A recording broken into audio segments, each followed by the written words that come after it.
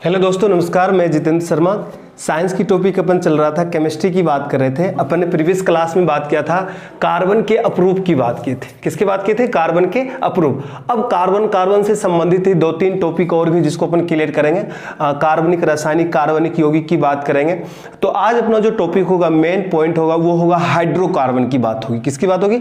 Hydrocarbon की बात करेंगे अपन। हाइड्रोकार्बन को एक सबसे अच्छा ईंधन भी माना जाता है। हाइड्रोकार्बन से संबंधित जितने भी छोटे छोटे यौगिक की बात होती है हम सबकी बात करेंगे। एरोफेटिक किसे कहते हैं, एलिफेटिक किसे कहते हैं, मीथेन क्या होता है, इथेन क्या होती है, एसिटिलीन की बात करेंगे, एथिलीन की बात करेंगे, बेंजीन की बात करेंगे। इस तरह से हम हाइड्रोकार्बन की एक विस्तृत अध्ययन करेंगे दोस्तों, जिसमें सबसे पहले अपने को ये पता होना चाहिए कि हाइड्रोकार्बन है क्या, किसे कहते हैं हाइड्रोकार्बन, किस प्रकार के यह यौगिक है। ठीक है दोस्तों, तो हम बात कर रहे हैं अपन यहाँ पे हाइड्रोकार्बन। हाइड्रोकार्बन क्या एक प्रकार का यौगिक है दोस्तों, ठीक है ना। हाइड्रोकार्बन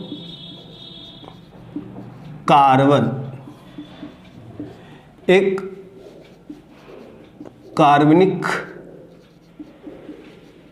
यौगिक, ठीक है, कार्बनिक यौगिक। अब यदि पूछा जाए ये यौगिक है लेकिन कहते किसे, ये किस किस से मिलकर बने, तो ये हाइड्रोजन और कार्बन दोनों से मिलकर बने, जिसलिए इसको क्या कहते हैं, हम इसे कहते हैं हाइड्रोकार्बन कहते हैं दोस्तों। यदि आपसे पूछ ले कि हाइड्रोकार्बन किसे कहते हैं, तो आपको बताना है ऐसे यौगिक जिनका निर्माण केवल हाइड्रोजन तथा कार्बन परमाणुओं के संयोग से हुआ हो।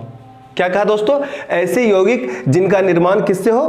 केवल हाइड्रोजन एवं कार्बन परमाणुओं के संयोग से निर्माण होता है, क्या कहलाता है? हाइड्रोकार्बन कहलाते हैं दोस्तों। क्या कहलाते हैं? हाइड्रोकार्बन कहलाते हैं। ऐसे यौगिक जिसका निर्माण केवल हाइड्रोजन एवं कार्बन परमाणुओं के संयोग से हुआ है, उसे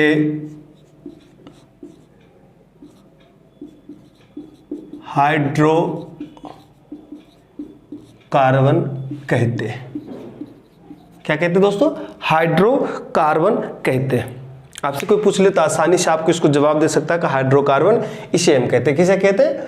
हाइड्रोकार्बन को। अब यदि आपसे ये पूछ ली ये है क्या, किस प्रकार की बातें इसके लिए अपने मेहनत करनी चाहिए, जो प्राकृतिक रूप से बोले गए, आपको बताना कि हाइड्रोकार्बन अणु जो होते हैं वो प्रकृति रूप में कच्चे तेल, प्राकृतिक गैस, कोयला आदि प्रमुख ऊर्जा स्रोतों में पाए जाते हैं। किसकी बात करें? हाइड्रोकार्बन अणु की बात कर रहे हैं। हाइड्रोकार्बन अणु जो होते हैं किस किस स्रोत में पाए जाते हैं, किस प्रकार के ऊर्जा स्रोत में पाए जाते हैं, तो हाइड्रोकार्बन अणु प्राकृतिक की बात करें, प्राकृतिक रूप में, प्राकृतिक रूप में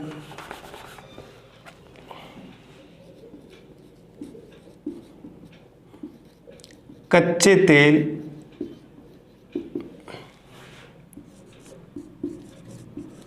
प्राकृतिक गैस, क्या? प्राकृतिक गैस, उसके बाद आ जाते हैं आपके कोयले आदि, ये सब प्रमुख ऊर्जा स्रोत में पाए जाते हैं। क्या पाए जाते हैं? हाइड्रोकार्बन पाए जाते हैं।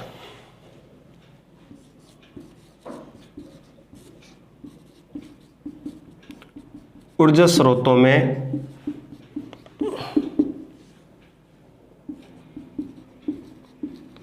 पाए जाते हैं। हाइड्रोकार्बन अणु किस किस में पाए जाते हैं? प्राकृतिक रूप में कच्चे तेल में पाए जाते हैं, प्राकृतिक गैस में पाए जाते हैं, कोयले आदि में पाए जाते हैं दोस्तों। ठीक है, ये सब प्रमुख ऊर्जा स्रोत में पाए जाते हैं, ये सारे प्रमुख ऊर्जा स्रोत। यदि अब आपसे कोई कह दे कि हाइड्रोकार्बन, ठीक है ना, क्या कहे कि हाइड्रोकार्बन को सबसे अच्छा ईंधन माना जाता, तो आप कह सकते हो हाँ बिल्कुल सबसे अच्छा ईंधन माना जाता है। किस तरह से मैं बात करता हूँ, हाइड्रोकार्बन को पर्याप्त ऑक्सीजन की उपस्थिति में, किसको, हाइड्रोकार्बन को पर्याप्त ऑक्सीजन की उपस्थिति में जलाने पर इसमें कार्बन डाइऑक्साइड गैस निकलती है, जल निकलता है और ऊष्मा उत्पन्न होती है। क्या उत्पन्न होता है, ऊष्मा उत्पन्न होता है। इसीलिए हम हाइड्रोकार्बन को क्या कहते हैं हम, कि ये सबसे अच्छा ईंधन माना गया है। क्या माना गया है, सबसे अच्छा ईंधन माना गया है।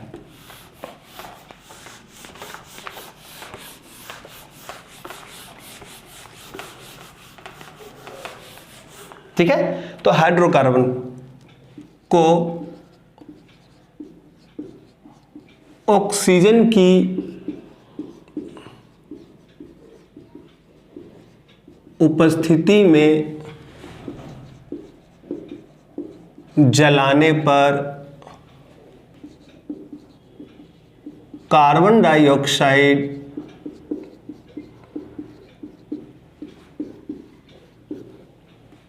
जल एवं ऊष्मा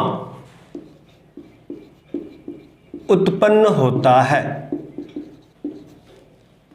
इसीलिए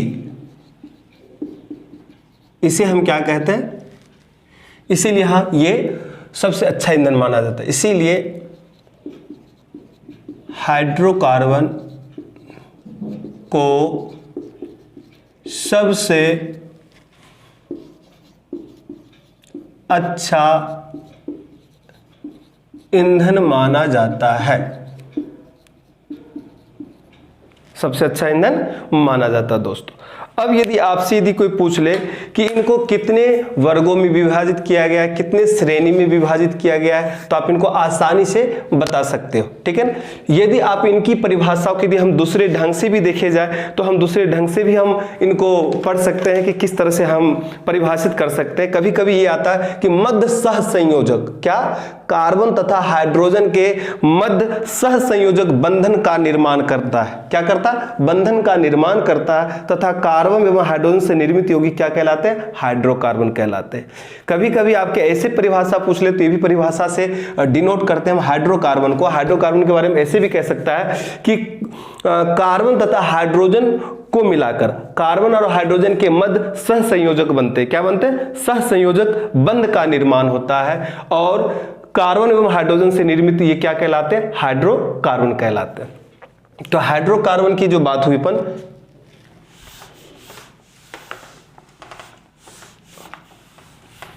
हाइड्रोकार्बन में बात करें तो ये क्या, कार्बन एवं हाइड्रोजन, क्या, कार्बन एवं हाइड्रोजन के मध्य क्या बनाता है, के मध्य सह संयोजक, क्या, सह संयोजक बंध का निर्माण करता है, बंध का निर्माण करता है। इनसे बनी जितनी भी विभिन्न प्रकार के हाइड्रोकार्बन होते हैं, कार्बनिक यौगिक जो होते हैं, उनमें बंध का निर्माण, जो सहसंयोजक बंध का जो वो बंध हर विभिन्न प्रकार के हो सकते हैं, ये नहीं सभी में समान हो सकते हैं। तो मध्य सहसंयोजक बंध का निर्माण होता है, हाइड्रोकार्बन निर्माण करते हैं या होता कह सकते हैं। अब आपसे पूछा जाए कि हाइड्रोकार्बन का विभाजन बता दो, तो हाइड्रोकार्बन को हम 3 तरीके से विभाजन कर सकते हैं। पूछने के तरीके अलग अलग होते हैं, वो तीनों तरीका से यदि आपसे पूछा जाए तो आप बता सकते हो। पहले तरीका में जो पूछे जाते हैं वो पूछे जाते हैं अपने पास कि श्रेणी के अकॉर्डिंग बता दो कि किस तरह से श्रेणी में बांट कर सकते हैं। और नॉर्मली यदि मैं बात करूं हाइड्रोकार्बन में एक छोटा सा उदाहरण पूछा जाता है कि मीथेन जो होता है सबसे छोटे अणुसूत्र वाले हाइड्रोकार्बन होते हैं। तो आपसे पूछा सबसे छोटे अणुसूत्र वाले हाइड्रोकार्बन कौन से हैं, सबसे छोटे अणुसूत्र वाले हाइड्रोकार्बन कौन सा है। तो मैं आपको बता दूं वहां पे ऑप्शन यदि होगा मीथेन, इथेन, एसिटिलीन, इनमें से सभी, तो इनमें से सभी टिक नहीं लगाना, उसमें मेथेन पे टिक लगाना है कि मेथेन जो होता है सबसे छोटे अणुसूत्र वाले क्या है, हाइड्रोकार्बन है। क्या है, सबसे छोटे अणुसूत्र वाले। तो सबसे पहले मैं इसकी बात कर देता हूं। मीथेन बोले या मेथेन बोले या मार्स गैस भी बोल सकते हैं, ठीक है ना। इनका जो अणुसूत्र होता है वो होता है CH4। क्या होता है अणुसूत्र? CH4। तो यदि आपसे इस लेवल की बात करें तो आप आसानी से बता सकते हो कि सबसे छोटे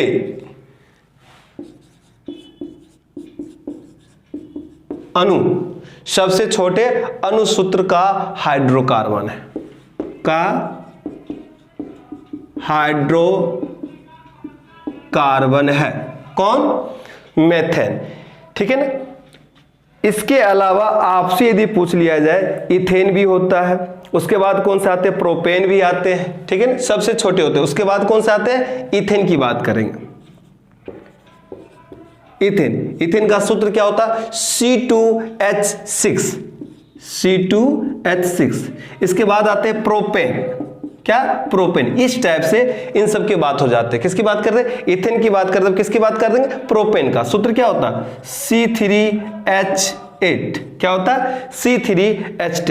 ये सभी क्या है? हाइड्रोकार्बन है दोस्तों। क्या है? हाइड्रोकार्बन। इनका विस्तृत अध्ययन करेंगे और इस सारे के सारे कार्बनिक रासायनिक यौगिक के तौर पे भी हम डिस्कस करेंगे एक एक पॉइंट का। इथेन में क्या होता है, प्रोपेन क्या होता है, ब्यूटेन क्या होता है, मार्स गैस, मेथेन गैस या मीथेन किसे कहते हैं, इन सब की डिस्कस करेंगे। अभी जो अपन मेन पॉइंट की बात करेंगे जो वो होता है कि इनमें जो कार्बन होते हैं क्रमशः एक एक कार्बन जुड़ता है, क्रमशः एक एक कार्बन जुड़ता। आप देख लो C1 हो गया, यहाँ पे C2 हो गया, अब क्या हो गया? C3 हो गया, अब क्या हो गया? C4 हो गया, C10।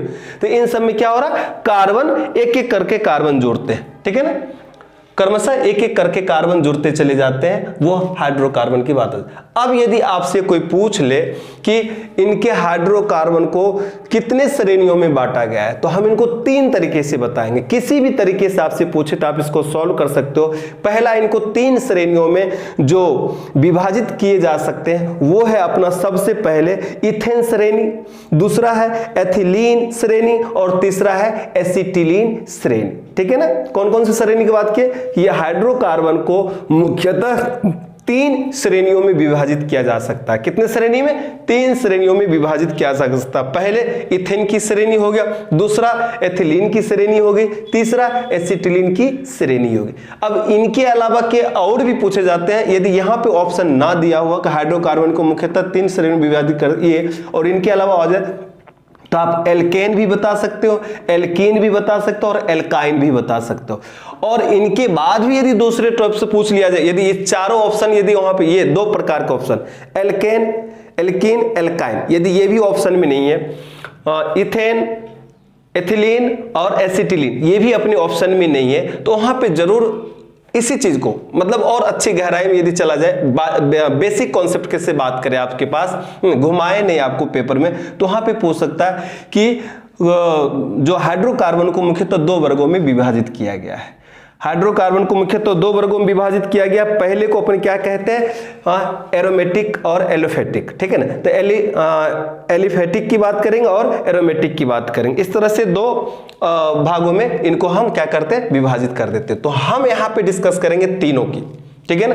एल्कीन की बात करेंगे, एल्काइन की बात करेंगे, इथेन और एसिटिल, इन सब की भी बात करें। तो बेसिक कॉन्सेप्ट जो अपन क्लियर करेंगे वो होगा सबसे अपना पहला कि कितने वर्गों में विभाजित कर सकते हैं, कितने वर्गों में विभाजित कर सकते हैं। तो हम उसी की डिस्कस करेंगे और लिखेंगे हाइड्रोकार्बन को 2 वर्गों में विभाजित किया जाता है। कितने वर्गों में विभाजित किया जाता है दोस्तों? 2 वर्गों में विभाजित किया जाता है।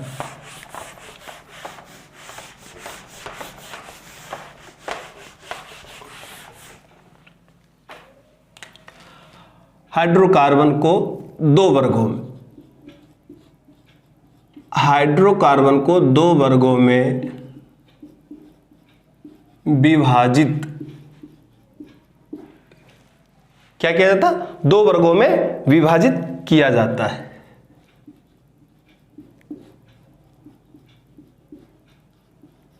किया जाता है। नंबर 1 की बात कर लेते हैं, ठीक है ना। सबसे पहले अपन लिखेंगे यहां पे क्या? एलिफेटिक हाइड्रोकार्बन, एलिफेटिक हाइड्रोकार्बन की बात करेंगे। किसकी बात करेंगे? एलिफेटिक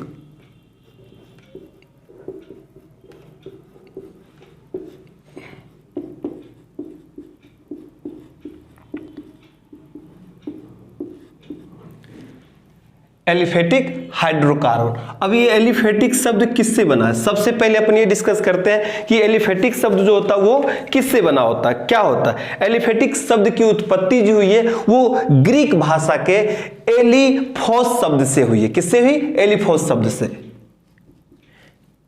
एलिफेटिक शब्द की उत्पत्ति ग्रीक भाषा की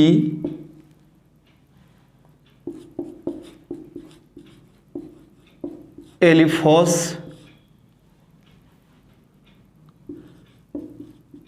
शब्द से हुई है। इसका अर्थ क्या होता है? यदि कोई आपसे अर्थ पूछ ले तो क्या कह सकते हो? एलिफोस शब्द से, जिसका अर्थ होता है वसा। जिसका अर्थ क्या होता है? वसा।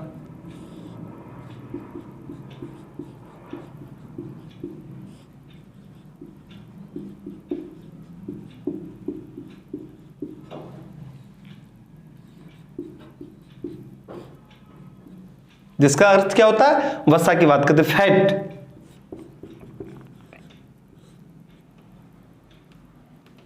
ठीक है ना?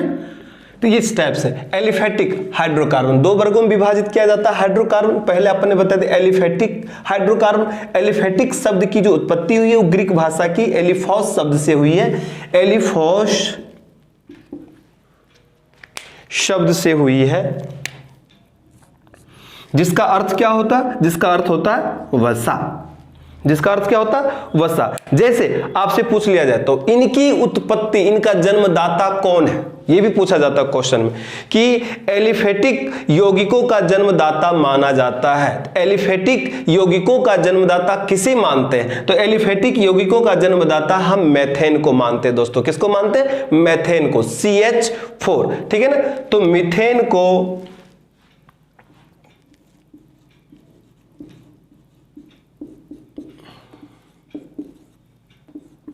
सभी एलिफेटिक क्या? मीथेन को सभी एलिफेटिक यौगिकों का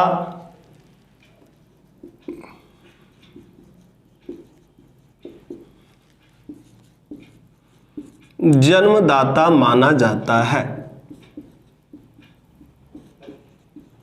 क्या माना जाता है? जन्मदाता माना जाता है। किसको? मीथेन का। सूत्र क्या होता है? अणुसूत्र CH4। इसे हम क्या कहते हैं? मार्स गैस भी कहते हैं। क्या कहते हैं? Marsh gas. ठीक है ना? तो यहां अपने को ध्यान रखना एलिफेटिक के बारे में। किसके बारे में? एलिफेटिक के बारे में ध्यान रखना ये। इससे यदि अपने से कोई पूछ ले तो आप आसानी से बता सकते हो कि खुली श्रृंखला वाले यौगिक कौन? Aliphatic hydrocarbon. एलिफेटिक हाइड्रोकार्बन जो है खुली श्रृंखला वाले यौगिक भी कहते हैं। किसे? एलिफेटिक को। एलिफेटिक हाइड्रोकार्बन को हम खुली श्रृंखला वाले यौगिक भी कहते हैं। यदि कोई पूछ ले तो आप इसको आसानी से बता सकते हो, यानी ओपन चेन कंपाउंड की बात करते हैं। वैसे कार्बनिक यौगिक की बात करेंगे, वैसे कार्बनिक यौगिक जिनमें कार्बन के सभी परमाणु एक खुली श्रृंखला में जुड़े रहते हैं, वो क्या कहलाते हैं? एलिफेटिक यौगिक कहलाते हैं, एलिफेटिक हाइड्रोकार्बन कहलाते हैं दोस्तों। ठीक है ना? परमाणु सीधी या जो होती है शाखित श्रृंखलाओं में जुड़े रहते या जुड़े रह सकते हैं, इसीलिए इसको हम क्या कहते हैं? Aliphatic hydrocarbon. यदि आपसे कोई पूछ लेते एलिफेटिक हाइड्रोकार्बन के बारे में तो आप आसानी से बता सकते हो कि वैसे कार्बनिक यौगिक जिनमें सभी परमाणु एक खुली श्रृंखला में जुड़े रहते हैं, एलिफेटिक यौगिक या एलिफेटिक हाइड्रोकार्बन कहलाते हैं। इनमें परमाणु जो होते हैं वो सब क्या होते हैं? सीधी या शाखित श्रृंखला में बने होते हैं। किसमें? सीधी या शाखित श्रृंखला में बने होते हैं। यदि आपसे कोई पूछ ले तो आप इसको आसानी से बता सकते हैं दोस्तों। ठीक है ना? और इन्हीं में जो होता है सिंपल से जो यदि आपसे कोई बात कर ले तो आप आराम से बता सकते हो कि एलिफेटिक को भी हम दो वर्गों में विभाजित कर देते हैं। कितने वर्गों में? दो वर्गों में। तो सबसे पहले अभी इन्हीं की बात कर ले, एलिफेटिक की बात कर लिए। और एलिफेटिक में अपन ने ये देख लिया कि खुली श्रृंखला वाले यौगिक होते हैं और इनकी उत्पत्ति ग्रीक भाषा के एलिफॉस शब्द से हुई, जिसका अर्थ होता है वसा। मीथेन को सभी एलिफेटिक यौगिकों का जन्मदाता कहा जाता है। और आपको सिंपल से एक ही लाइन की जवाब है कि ये क्या है? खुली श्रृंखला वाले हाइड्रोकार्बन। क्या है? खुली श्रृंखला वाले हाइड्रोकार्बन। एक यौगिक हाइड्रोकार्बन है। खुली श्रृंखला वाले यौगिक को हम क्या कहते हैं? एलिफेटिक हाइड्रोकार्बन कहते हैं। चलिए, ये तो हो गया एलिफेटिक के बाद। दूसरी अपन जो बात कर रहे हैं वो कौन सा है? दूसरी कौन सी है? जिसे हम क्या कहते हैं? एरोमेटिक कहते हैं। क्या कहते हैं दोस्तों? Aromatic hydrocarbon.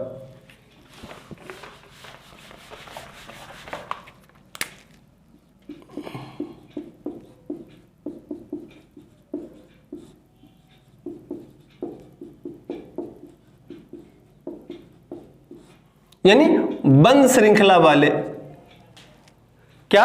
बंद श्रृंखला वाले ये हाइड्रोकार्बन। बंद श्रृंखला वाले यौगिक को क्या कहते हैं हम? एरोमेटिक हाइड्रोकार्बन कहते हैं।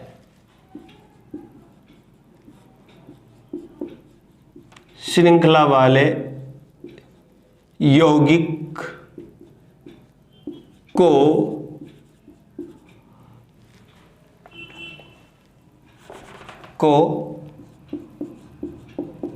एरोमेटिक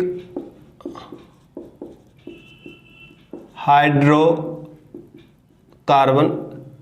भी कहते हैं। चलिए, यहां तक अभी अपन इसको स्टॉप रखते हैं। पहले एक एक का अपन डिस्क्रिप्शन करेंगे, विश्लेषण करेंगे, विस्तृत अध्ययन करेंगे। सबसे पहले अपन बात करेंगे एलिफेटिक हाइड्रोकार्बन की बात करेंगे। एलिफेटिक हाइड्रोकार्बन में हमने देख लिया कि इनकी उत्पत्ति जो हुई है वो ग्रीक भाषा के एलिफॉस शब्द से हुई है, जिसका मतलब होता है वसा। खुली श्रृंखला वाले यौगिक भी इसे कहते हैं। खुली श्रृंखला वाले इसको हम हाइड्रोकार्बन भी कहते हैं। क्यों कहते हैं मैं आपको बता दिया था कि इनमें क्या होता है? खुले खुले कार्बन जो होते हैं, प्रत्येक कार्बन एक श्रृंखला में जुड़े रहते हैं, एक चेन में जुड़े रहते हैं और खुले रहते हो, ठीक है ना, या शाखित रहते हैं, ब्रांचेस से भी जुड़े रह सकते हैं। तो वो क्या कहलाते हैं? हमारे एलिफेटिक हाइड्रोकार्बन कहलाते हैं। और इसके बाद अपन बात करेंगे एलिफेटिक को कितने वर्गों में विभाजित किया गया है, ठीक है ना। तो एलिफेटिक को जो अपन हाइड्रोकार्बन को जो विभाजित किया गया वो पुनः इनको दो वर्गों में विभाजित किया गया। किसको? एलिफेटिक हाइड्रोकार्बन को पुनः दो वर्गों में विभाजित किया गया है। आपसे पूछे तो आप बता सकते हो। नॉर्मली एक चीज और बता सकते हो कि एलिफेटिक का जो होता है वो क्या कहते हैं अपन इसको?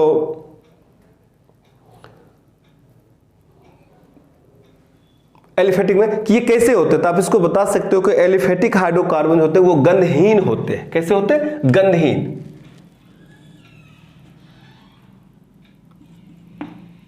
गंधहीन होते हैं। इनमें गंध नहीं होता है। ये अपन डिस्कस करना भूल गए थे कि कैसे होता है, तो आपको बताना ये कैसा होता? गंधहीन होता है। एलिफेटिक हाइड्रोकार्बन गंधहीन होता है, ठीक है ना। एक शब्द यहां से आपको मैं बता दिया। दूसरा आपने बताया इनके शब्द एलिफॉस शब्द से, एलिफॉस शब्द का मतलब होता है वसा, ठीक है ना। और ये खुली श्रृंखला वाले यौगिक भी होते हैं। मीथेन को इनको क्या माना जाता है? सभी एलिफेटिक यौगिकों का क्या माना जाता है? जन्मदाता माना जाता। अब बात करेंगे हम कि एलिफेटिक जो हाइड्रोकार्बन है उनको कितने वर्गों में विभाजित किया गया। तो इनको मुख्यतः दो वर्गों में विभाजित किया गया दोस्तों। तो एक एक करके डिस्कस करेंगे। पहले सबसे पहले डिस्कस करेंगे किसका? एलिफेटिक हाइड्रोकार्बन को। एलिफेटिक हाइड्रोकार्बन को भी मुख्यतः दो वर्गों में विभाजित किया गया है। कौन कौन वर्गों में विभाजित किया गया वो बात करेंगे। दो वर्गों में विभाजित किया गया है, जिसे कहते हैं संतृप्त।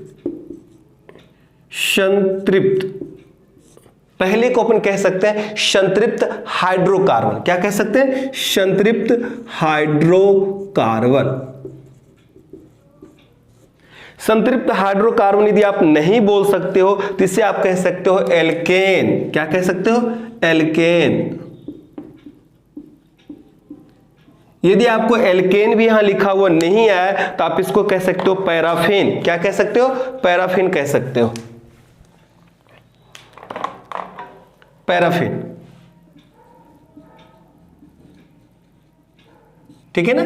सबसे पहले बात बताए कि दो वर्गों में विभाजित किया गया एलिफेटिक हाइड्रोकार्बन को। नंबर एक कौन सा आ गया, संतृप्त हाइड्रोकार्बन, जिसे हम एल्केन भी कहते हैं और पैराफिन भी कहते हैं। क्या कहते हैं, एल्केन या पैराफिन भी कहते हैं। यदि आपसे पूछ लिया जाए कि हम पैराफिन भी क्यों कहते हैं, एल्केन क्यों कहते हैं, तो आपको बताना हो कि पैराफिन का एक लैटिन शब्द होता है जिसका अर्थ होता है अल्प क्रियाशील। पैराफिन की बात कर रहा हूं, लैटिन शब्द होता है, पैराफिन एक लैटिन शब्द है जिसका अर्थ होता है अल्प क्रियाशील। इनमें जो भी होंगे हाइड्रोकार्बन के यौगिक होंगे वो सारे कैसे होंगे, अल्प क्रियाशील वाले होंगे, वो अत्यंत क्रियाशील वाले नहीं होंगे। सारे के सारे जो होंगे वो क्या होंगे, अल्प क्रियाशील वाले होंगे।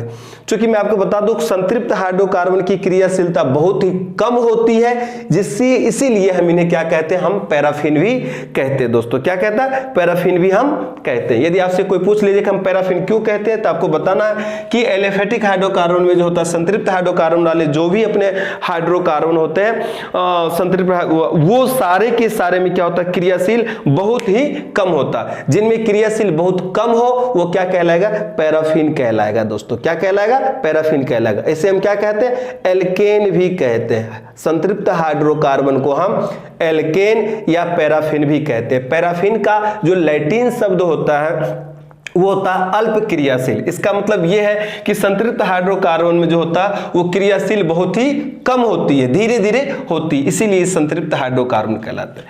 पैराफिन की बात करते हैं तो पैराफिन किस शब्द से बना, लैटिन शब्द। पैराफिन एक लैटिन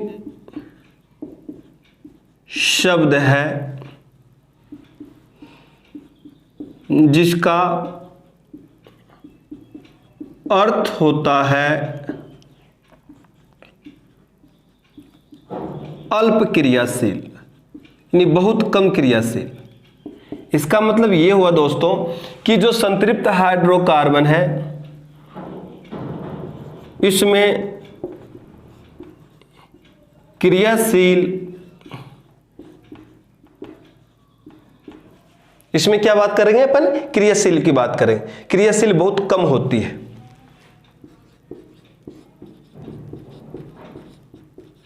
कम होती है, इसीलिए इसे हम क्या कहते हैं, हम पैराफिन भी कहते हैं दोस्तों।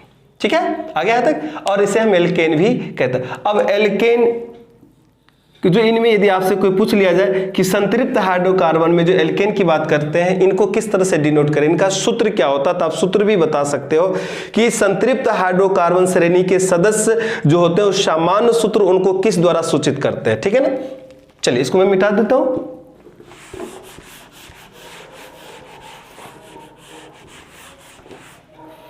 आपको लिखना है संतृप्त हाइड्रोकार्बन श्रेणी के सदस्य,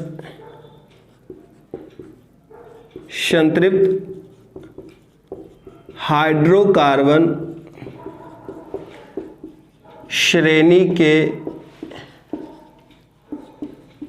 सदस्य का सामान्य सूत्र जो होता है वो हम किस तरह से लिख सकते हैं। उनकी सूत्र को जो है CnH2n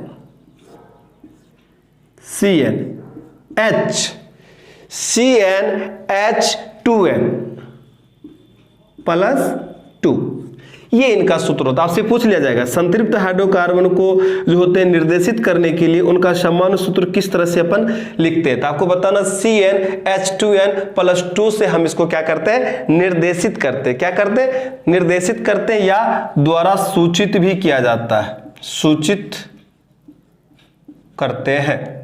ठीक है ना, आपसे पूछ लिया जाए तो संतृप्त हाइड्रोकार्बन श्रेणी के सदस्य का सामान्य सूत्र CnH2n प्लस 2 द्वारा सूचित करते हैं दोस्तों। ठीक है, और इसीलिए हम इसको अपन क्या यहां पे लिखते हैं, एल्केन भी लिख रहे हैं। क्या लिख रहे हैं, एल्केन भी लिख रहे हैं। इनमें ध्यान देना है कि जो N जो होता है,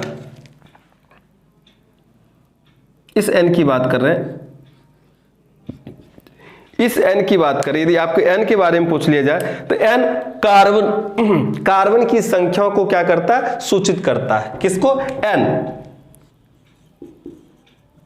कार्बन की संख्या को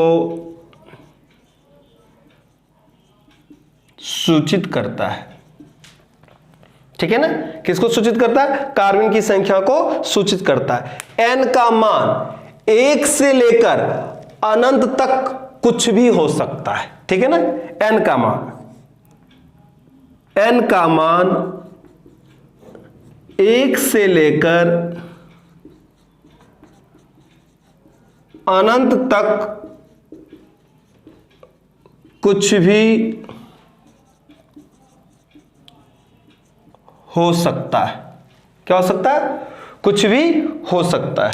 ठीक है ना, इसलिए यहां पे अपन बात हमने कर लिया, कुछ भी हो सकता है। अब इनमें जो सबसे महत्वपूर्ण बात है वो आपसे ये पूछा जाता है कि इनके श्रेणी में कौन कौन से हाइड्रोकार्बन है, कौन कौन से कार्बनिक यौगिक इनमें शामिल है। ठीक है, तो आपको बताना कि जो संतृप्त हाइड्रोकार्बन होते हैं, जो एल्केन परिवार के सदस्य होते हैं, जो पैराफिन परिवार के जो सदस्य होते हैं, एल्केन श्रेणी के जो सदस्य होते हैं वो मेथेन होते हैं, प्रोपेन होते हैं, ब्यूटेन होते हैं, इथेन होते हैं, पेंटेन होते हैं, हेक्सेन होते हैं, हेप्टेन होते हैं, नॉनेन होते हैं। ये सारे के सारे जितने भी हैं लगभग 10 संतृप्त हाइड्रोकार्बन, प्रथम 10 संतृप्त हाइड्रोकार्बन को हम इसमें काउंट कर लेते हैं। किसमें काउंट कर लेते हैं हम? तो हम संतृप्त हाइड्रोकार्बन के अंदर काउंट कर लेते हैं। यदि आपसे पूछा जाए तो आप बता सकते हो, क्या बता सकते हो कि यदि संतृप्त हाइड्रोकार्बन निम्न में से कौन कौन से, तो आपको बताना है। मैं मिटा देता हूं इसको।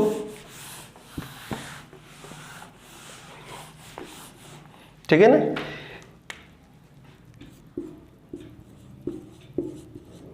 एल्केन श्रेणी में कौन कौन आ रहा? एल्केन श्रेणी में आपका रहा मीथेन। ठीक है ना, इथेन, ब्यूटेन, प्रोपेन आदि। ये सब किसके सदस्य हैं? एल्केन श्रेणी के सदस्य माने जाते हैं। ठीक है ना, यदि आपसे पूछ लिया जाए तो आपको बताना संतृप्त हाइड्रोकार्बन में उपस्थित सभी कार्बन परमाणु एक दूसरे से एकल बंधन बनाते हैं। क्या बनाते हैं? एकल बंधन बनाते हैं। वो सारे क्या कहलाते हैं? अपने एल्केन श्रेणी के सदस्य कहलाते हैं। तो एल्केन श्रेणी के सदस्य निम्न में से कौन कौन है ना, तो आपको बता सकते हो मीथेन, इथेन, ब्यूटेन, प्रोपेन और अभी हेक्टेन। ये सारे के सारे क्या है? एल्केन श्रेणी के सदस्य। और इनमें क्या होता है कि इनमें जितने भी उपस्थित कार्बन है सभी कार्बन परमाणु एक दूसरे के साथ एकल बंध बनाते हैं। क्या बनाते हैं? एकल बंध द्वारा जुड़े होते हैं। इसका मतलब क्या होगा कि एकल सिंगल बॉन्ड के द्वारा क्या होते हैं? जुड़े होते हैं। तथा कार्बन परमाणु की शेष संयोजकताएं हाइड्रोजन परमाणु द्वारा संतृप्त हो जाती है। किसके द्वारा संतृप्त हो जाती है? हाइड्रोजन परमाणु द्वारा संतृप्त हो जाती है। यदि आपसे पूछे तो आप आसानी से बता सकते हो। फॉर एग्जाम्पल में बता दिया हूं अभी।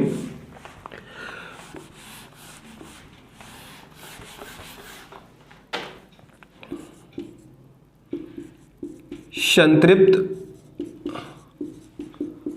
हाइड्रोकार्बन में उपस्थित सभी कार्बन परमाणु एक दूसरे से एकल बंध, ठीक है ना, जिसे कहते हैं सिंगल बॉन्ड। क्या कहते हैं? सिंगल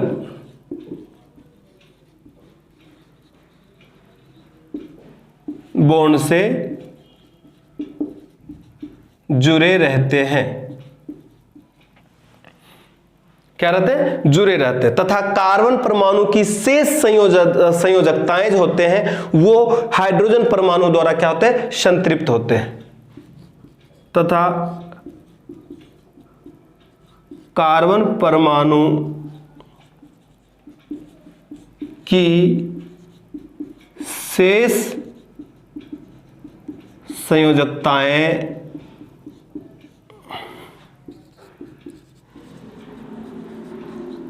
किससे? हाइड्रोजन परमाणु से संतृप्त होते हैं, यानी छुपे होते हैं। किस तरह से छुपे होते हैं, किस तरह से बंधे होते हैं, वो देखना है आपस में कैसे बंधे होते हैं। फॉर एग्जाम्पल मैं यदि बात करूं तो हम ले लेते हैं यहां पे CH4 की बात करते हैं। इसमें एकल बॉन्ड कैसे होती है और हाइड्रोजन परमाणु से संतृप्त कैसे होते हैं उनकी बात करते हैं। इनकी यदि संरचना बनाया जाए अणुसूत्र का तो देखो C1 है और इन सभी हाइड्रोजन से अपन कितने बॉन्ड बना रहे हैं, एक एक बॉन्ड बना रहे हैं। देखो यही हो गया एल्केन परिवार के सदस्य, मीथेन की बात कर दी, ठीक है ना। यदि इसी तरह से यदि देखो सब संतृप्त है, हाइड्रोजन परमाणु से सभी क्या है, संतृप्त है और इनके बीच में सिर्फ एकल बॉन्ड की बात करें। इनके अलावा यदि आपसे पूछ लिया जाए इथेन की बात कर ली जाए, किसकी बात कर ले, इथेन की, जिसका सूत्र होता है C2H6 की बात कर लिया। C2H6 इथेन है। अब इनके बीच में किस तरह से हम जो ये बात की अभी कि एल्केन होता है, एल्केन परिवार का सदस्य है और इसमें सिंगल बॉन्ड से जुड़े रहते हैं। दूसरी अपन ने बात किया कि तथा कार्बन परमाणु की शेष संयोजकताएं जो होती है वो हाइड्रोजन परमाणु से संतृप्त होते हैं। किस तरह से, तो देखो कार्बन, दो कार्बन है, कार्बन कार्बन, तो दो कार्बन हो गए। अब 6 क्या है, हाइड्रोजन। ये सभी देखो कार्बन परमाणु से किस तरह संतृप्त होते हैं, ठीक है ना। 6 हो गए, 1 2 3 4 5 6, इसे हम कहते हैं एकल बॉन्ड। एकल बॉन्ड कहां, यहां पे देख लो, ये सिंगल बंद है और ये शेष संयोजकताएं जो है कार्बन की बैलेंस जो है वो किसके साथ संतृप्त है, हाइड्रोजन परमाणु के साथ संतृप्त, यानी चारों इनके हाथ बंधे हुए हैं, ठीक है ना। इसे संतृप्त हाइड्रोकार्बन कहते हैं दोस्तों, ठीक है ना। तो अपन ने बात कर ली पहले एलिफेटिक हाइड्रोकार्बन में। एलिफेटिक हाइड्रोकार्बन को भी 2 वर्गों में विभाजित कर दिया अपन यहाँ पे। संतृप्त हाइड्रोकार्बन में अपन ने विभाजित कर दिया। अब ये एल्केन भी कहते हैं, इसको पैराफिन भी कहते हैं और इनमें जो बताया था कि संतृप्त हाइड्रोकार्बन उपस्थित सभी कार्बन परमाणु जो होते हैं वो एक दूसरे से एकल बंध से जुड़े रहते हैं तथा कार्बन परमाणु की शेष संयोजकताएं जो होते हैं वो हाइड्रोजन से क्या होते हैं, बंधे, संतृप्त बंधे होते हैं। इनके अलावा यदि आपसे यहां पूछ लिया जाए कि इनका सूत्र क्या होता है, तभी मैंने सूत्र बताया था कि एल्केन परिवार के सदस्य का जो सूत्र यदि आपसे पूछता है तो आप आसानी से बता सकते हो। क्या बता सकते हो, आसानी से बता सकते हो कि एल्केन में सूत्र, ठीक है, CnH2n+2, ठीक है ना। जहां n क्या है, मैंने बताया था कार्बनों की क्या है, संख्या है, कार्बनों की संख्या को सूचित करता है और इस n का मान 1 से लेकर अनंत तक हो सकता है। चलिए, तो ये हो गया अपना पहला पॉइंट, हो गया था संतृप्त हाइड्रोकार्बन की बात। अब बात करेंगे असंतृप्त, किसकी बात करेंगे, दूसरे नंबर की। एलिफेटिक हाइड्रोकार्बन के 2 वर्गों में विभाजित किया, तो पहला के टॉपिक डिस्कस कर लिया। अब बात करेंगे हम किसके, असंतृप्त।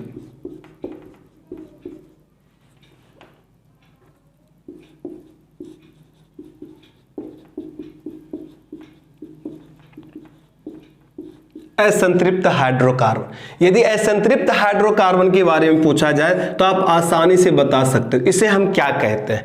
असंतृप्त हाइड्रोकार्बन जो होते हैं उनमें 2 क्या होते हैं, इनमें 2 बैंड बने होते हैं, 2 बंधन होते हैं। कितने बंधन होते हैं, यदि आपसे कोई पूछ लिया जाए तो आप बता सकते हो इनमें कितने बंधन होते हैं, इनमें 2 बंधन होते हैं। और सबसे बड़ी बात, यदि एरोमेटिक शब्द की बात करें कि एरोमेटिक शब्द कहां से निकल के आया, तो आप बता सकते हो कि एरोमेटिक शब्द जो बना है वो एरोमा से बना है। किससे बना है, एरोमा से। तो सबसे पहले मैं उसी की डिस्कस कर लेता हूं।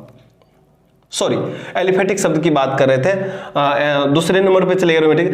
सबसे पहले बात असंतृप्त हाइड्रोकार्बन की बात कर रहे थे। तो असंतृप्त हाइड्रोकार्बन यदि मैं आपसे कोई पूछ लिया जाए तो आपको बताना है कि वैसे एलिफेटिक हाइड्रोकार्बन जिनमें 2 कार्बन परमाणुओं के बीच द्विबंधन क्या होता है, द्विबंधन अथवा त्रिबंधन होता है। क्या होता है, त्रिबंधन या 2 बंधन बनते हैं। असंतृप्त हाइड्रोकार्बन में 2 कार्बनों के मध्य जो बंधन बनता है वो द्विबंध भी हो सकता है या त्रिबंध भी हो सकता है। द्विबंध भी हो सकता है और त्रिबंध भी हो सकता है, यानी 2 कार्बनों के मध्य में द्विबंध, 2 डबल बॉन्ड भी हो सकते हैं दोस्तों, डबल बॉन्ड भी हो सकता है और ट्रिपल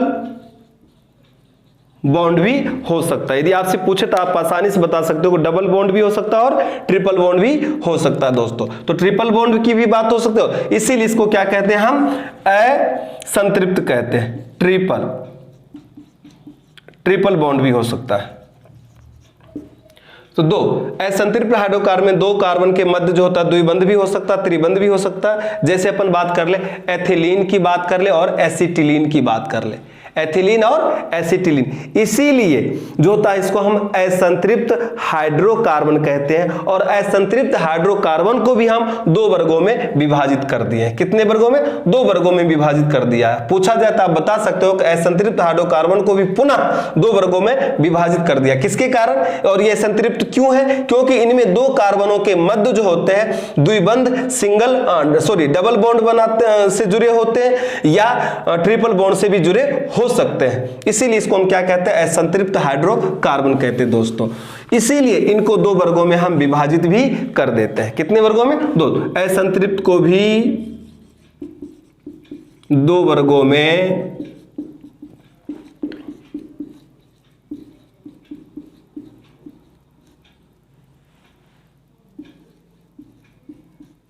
किया जाता है। कितने वर्गों में विभाजित किया जाता है? दो वर्गों में विभाजित किया जाता है। एक को अपन क्या कहते हैं, एल्कीन। क्या कहते हैं? एल्कीन। वो क्या था? एल्केन की बात कर दी। अब किसकी बात कर रहे हैं? एल्कीन की बात कर रहे हैं। एल्कीन, एल्कीन को हम किसी और नाम से भी जानते थे। हम लिख सकते हैं एल्कीन बोलो या इसको आप क्या बोल सकते हो, ओल्फिन बोलो। क्या बोलो? ओल्फिन आ सकता है पेपर में। एल्कीन को हम किस नाम से जानते हैं? तो इसको हम ओल्फिन के नाम से भी जानते हैं दोस्तों। ठीक है ना, एल्कीन को हम ओल्फिन के नाम से भी जानते हैं। अब यदि आपसे पूछ लिया जाए कि क्या है, तो आप बता सकते हो कि वैसे असंतृप्त हाइड्रोकार्बन, एलिफेटिक हाइड्रोकार्बन जिनमें दो कार्बन परमाणुओं के बीच द्विबंध, क्या द्विबंध होता है, उसे क्या कहते हैं हम? ओल्फिन या एल्कीन कहते हैं। क्या कहते हैं? एल्कीन या एल्फिन। तो सबसे पहले इनमें दो कार्बन परमाणुओं के मध्य क्या होता? द्विबंधन बनता है। ठीक है ना, द्विबंधन बनता है। इसीलिए इसको क्या कहते हैं? एल्कीन या ओल्फिन भी कहते हैं। ठीक है ना, ये एल्कीन की बात। अब यदि इसमें से पूछ लिया जाए तो आप इनके और भी बता सकते हो, यह किस श्रेणी का हाइड्रोकार्बन है? तो इसको बता सकते हो यह एथिलीन श्रेणी का हाइड्रोकार्बन है। यह एथिलीन श्रेणी का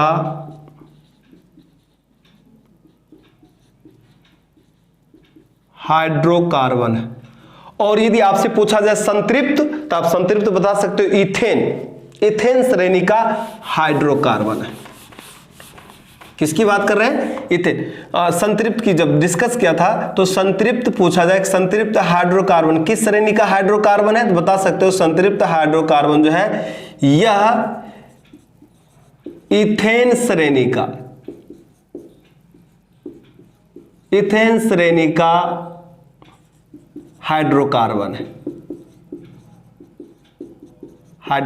इनमें जो अपन देखे थे एक एक करके जो था, इनमें परमाणु की संख्या बढ़ेगा नहीं, जो था वो फिक्स हो रहा है। ठीक है ना, इनमें बढ़ती जा रही है। संतृप्त हाइड्रोकार्बन उनमें कार्बन की मात्रा बढ़ नहीं सकता, जो है उतना ही रहेगा। ठीक है ना, यदि अपने से पूछ लिया जाए कि भाई इथेन श्रेणी का हम क्यों कहते हैं, क्या कारण इथेन श्रेणी कहते हैं, तो आप बता सकते हो कि इथेन श्रेणी वाली जो होते हैं उनमें हाइड्रोजन की मात्रा को बढ़ाई नहीं जा सकते। ठीक है ना, इथेन श्रेणी के जो हाइड्रोजन कार्बन जो होते हैं वो संतृप्त होते हैं और ये इनमें जो होता है हाइड्रोजन की मात्रा को हम बढ़ा नहीं सकते हैं। क्या नहीं कर सकते हैं? हम बढ़ा नहीं सकते हैं। इसीलिए इसको हम क्या कहते हैं? हम संतृप्त हाइड्रोकार्बन कहते हैं। और इथेन श्रेणी के इनमें हाइड्रोजन की मात्रा को नहीं बढ़ाया जा सकता है, इनमें हाइड्रोजन की मात्रा को नहीं बढ़ाया जा सकता है। ठीक है दोस्तों, चलिए अपन डिस्कस कर रहे थे यहाँ तक असंतृप्त वाले में। सबसे पहले एल्कीन की बात कर ले। एथिलीन श्रेणी का हाइड्रोकार्बन है। यदि आपसे कोई पूछ लिया जाए एल्कीन श्रेणी का समान सूत्र, इसको किस तरह से सूचित करते हैं, तो एल्कीन श्रेणी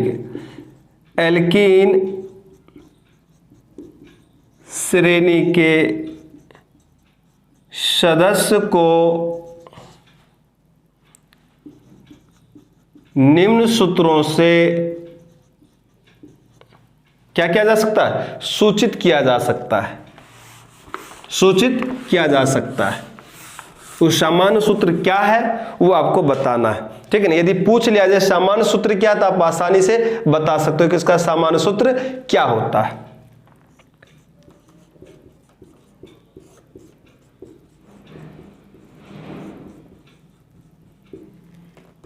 C2H2N यदि आपसे पूछ ले बताओ C2, जहां N का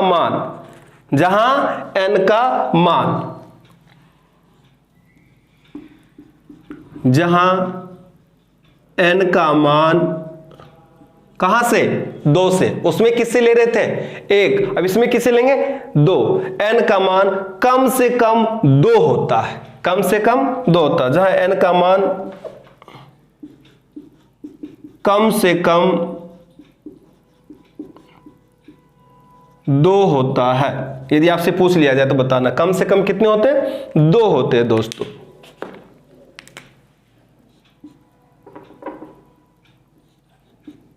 दो होता है। और उसमें कितने था, 1 होता है। एल्केन की बात कर लिए, अब हम एल्कीन की बात कर ले। जैसे एथिलीन की बात करेंगे। एथिलीन का सूत्र क्या होता है, C2H4। क्या होता है, C2H4। अब इसको देखो किस तरह से डबल बॉन्ड किस तरह से, कितने कार्बन है, 2, तो कार्बन 2 है, कार्बन 2। डबल बॉन्ड की बात करते थे, इसमें देखो हाइड्रोजन कितने हैं, 4। ठीक है ना। तो इस तरह से आप बना सकते हो, इनके अनुसूत्र भी बना सकते हो आप। ठीक है, इस तरह से ये हो गए C2H4। यदि आपसे कोई पूछ लिया जाए तो आसानी से बता सकते हो एथिलीन का। ठीक है, ये हो गया डबल बॉन्ड की बात कर दे। उसी तरह से असंतृप्त हाइड्रोकार्बन को भी जो 2 वर्गों में विभाजित किया गया था, एक तो अपन ने डिस्कस कर लिया एल्कीन या ओल्फिन कहते हैं। अब बात करेंगे हम किसका, एल्काइन। क्या, एल्काइन।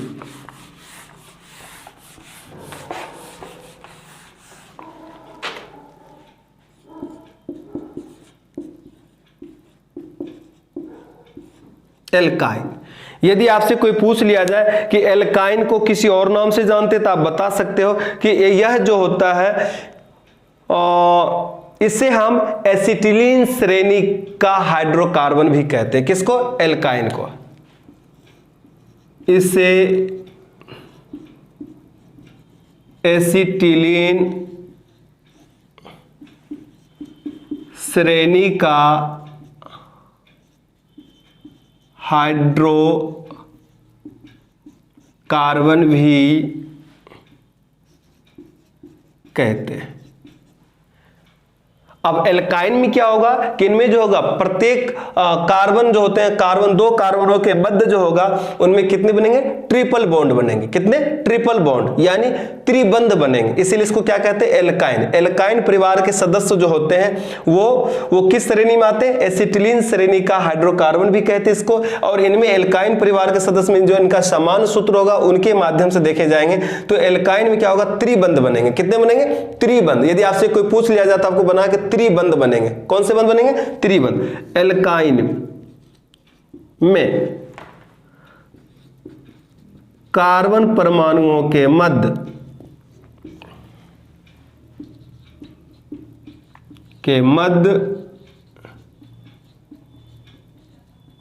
त्रिबंध